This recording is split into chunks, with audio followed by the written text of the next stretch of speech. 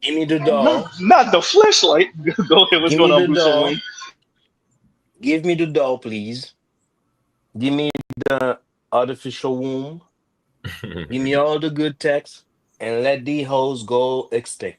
Yes, I'm going to curse and I'll pay for this shit. Z, wait for your super chat. Curse bucket contribution. Fuck them hoes. Hysterical. If they can't get it right, let them go extinct. Yeah, I mean, in reality, I don't even think it'll just take a few examples when the I mean things are tightening rather quickly, and people can only save face for so long. It's only going to take. I'm seeing the reverberations around the internet where the tones is changing. The conversations is changing. So I think it's going to take a few examples of women, and then it'll be a different type of discussion. And it's going to be yet to see what black men at large actually do. We know what we do in this space, and those that are initiated, but it's going to be interesting to see what black men do at large when the conversation kind of shifts, and it's a more suddenly a more amenable women appear in front of us, because I don't think they play crazy a lot. Because I realized the other day watching some TikToks, and Z, you need to stop being an asshole and trying to be mature and get you a TikTok, bro, because it's a profound it's a profound gold mine. But I was checking them out. I realized the other day a lot of this shit is women trying to be snarky and funny, and women really don't have a sense of humor like that. Or when women think women's sense of humor is kind of dark because it's not really funny, or their attempts at trying to be funny come off. They say shit a funny guy would never really say because it's taking it too far. Or it's not. It's what is spiteful. usually missing from female humor, and it's an important component of female humor: self-deprecation and humility. Ooh. The greatest, if you think about the greatest humorists, the greatest comedians, your Richard Pryors, whatever, profoundly self-deprecating, profoundly humble people. I mean, beyond the point of, Richard Pryor was humble and Talk about self-deprecating in setting a way himself on fire. that was painful to. It was painful to watch how self-deprecating and how humble the late great Richard Pryor was. And most women just don't. Their vanity, they just can't. They can't do it. Most of them just can't do it. You mean having people laugh at your expense? Oh, hell no.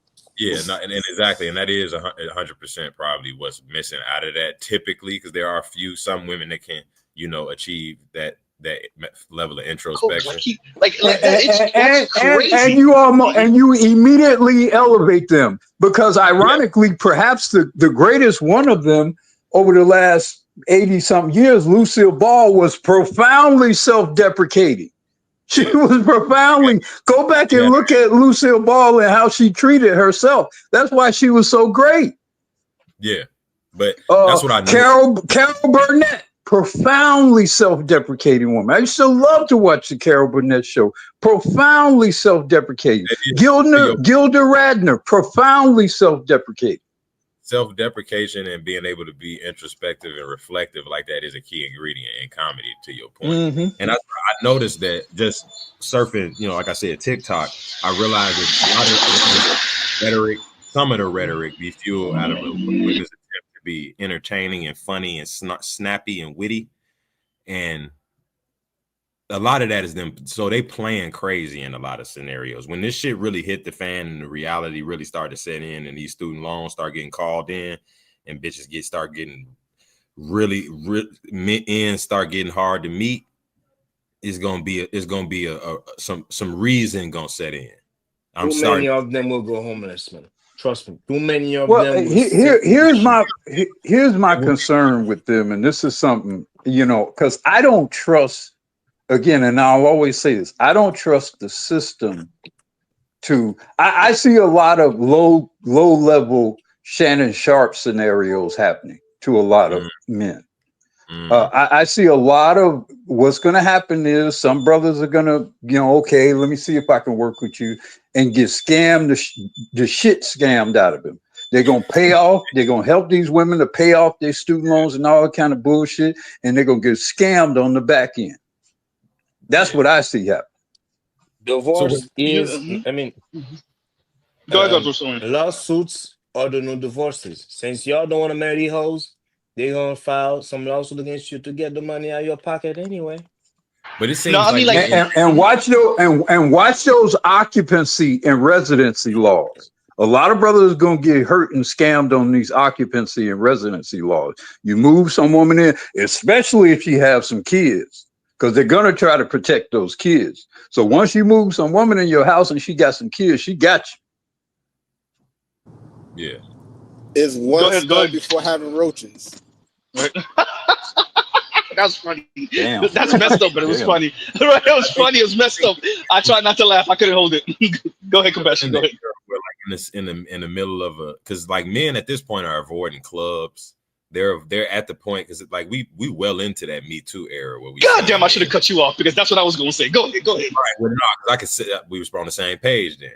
So that's what I'm saying. Like I could see men are already at the point where they kind of avoiding women in a certain level, at least from TikTok, from the women complaints across the board. It seems like it's starting to get to a significant percentage of men are actually avoiding women. And if it increases, if it starts to become just, hit a lick wherever possible, that will increase. And I don't know what type of environment will it be where men are literally like at a significant majority avoiding women and avoiding any interaction with the women. Like where would that? I don't know where that goes, because I don't think we've ever seen that before. Like humanity probably never seen that before. That I can't even conceive that, honestly. I'm going to be 100 with y'all. I think there's going to be a fight with the elite on what the next step is, and you're going to have the ones that say fuck it. We all we need is the productivity of any entity, and they're like, I don't care. Bring in the fucking bio bags. Bring in the gestation bags. Let these men fucking buy their children. Let the women who have the money buy their children. And there's going to be the others, probably more conservative or Christian, that say, no. We need to get these people back together. I think the elites are going to have a fucking street fight with knives out for where we go next. In the next couple of decades, when it's more affordable and viable to do that. I think within our lifetime, compassion, it's going to happen. Because the next step, going to what you're saying, the men are avoiding the women. If we're not going to, bro, we all know what an erection feels like. You trying to tell me we said fuck it, I ain't going. Ain't you describing transhumanism? Ain't that what they predict? We just basically gonna get where it's gonna be humans versus non-humans or non-biological or non-traditional humans.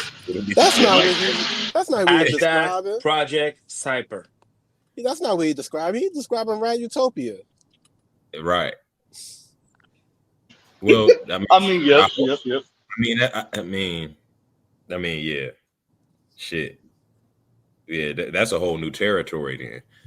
Humanism versus, and I guess we are headed there with the AI, with the shit. We, like you said, once robots and shit start getting online and they get better and better, and this ChatGPT shit just getting scarier and scarier. Hot take. The rose is AI. No, somebody said that. Somebody said that when I covered that months ago. Like somebody in the comments was like, "Hey, brother, actually, I said it. What am I saying? Somebody, I said like, is it that are you the object or is the rose the object? Like the way y'all are speaking, like the rose is manipulating you. The rose got your mind gone, right? So yeah. It's funny you say that, but no. No, that to me it is actually frightening. That we're at the precipice of a full detangling of men and women, and like I might be exaggerating with the full word for now, but I think within our lifetime we're going to see a detangling of women and men, and I think marriage will be. What was the movie? What's the name of the movie? Was it Elysium? What was the name of the movie where the folks lived at and the super wealthy people lived in like these goddamn like sky mansions, right? Like you had to right? And like the whole story was that something like the husband and the wife was beefing, and they were like like, but you didn't find that out until the very end. That might have been a series. Was it a movie or a series? I can't remember. That I'm getting all my techno dystopian movies and series mixed up right now. But yeah, so what I found interesting is like the people down on bottom were disaggregated and everybody doing whatever the hell and whatever. But like when you got to that sky mansion, they were married and they had their kids. They're adult children, but their kids in nuclear family. And I'm not saying it's only going to be the 1% doing that, but maybe the top 5-ish, 10-ish, maybe 15, right? So obviously, like kind of what we have now, but exaggerated. Where once you get into the like top third, those are the people that get married. The top 20 are the people that might get married and stay married. Definitely, once you get in the top 10%, top 5, those people definitely tend to get married and stay married outside of maybe celebrities and like athletes or whatnot. Mm-hmm. I think that's going to be what's going to happen on an exaggerated scale. Because if we already see marriage has become a luxury item, then just take what we see now and tick that up a notch. Right. And I don't know how you sustain a society like that. It's gonna have to be them in the sky mansions, and like you can shut down the elevator, and that shit's like damn near bomb proof. Because anything short of that, I mean, I don't see how you maintain a society like that. And I don't think they want to marry their cousins anymore, so I don't know. Yeah, well, will it matter when marrying your cousin doesn't mean you have the Habsburgs? Right. You can genetically, you can CRISPR their ass. Yeah, exactly. You could CRISPR your children, your progeny, right? So will it matter? Right? So what you will have is damn near reversal back to Egypt.